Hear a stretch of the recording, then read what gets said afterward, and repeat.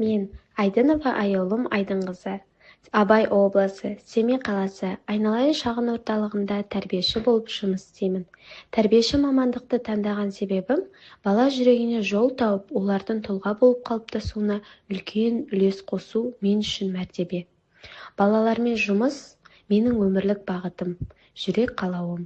Күн сайын олардың күлкісін көріп, әрбір жетістігіне қуану шабыт сыйлайды.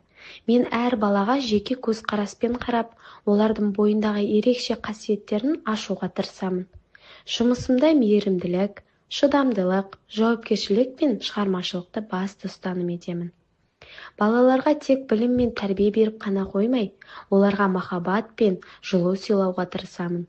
Мен үшін тәрбиеші болу, бала болашағына жол ашу, өмірге негіз қаласу. Тәрбие тал бесіктен дегенді ұстана отырып, кішкентай жүректерге үлкен сеніммен қызмет етемін.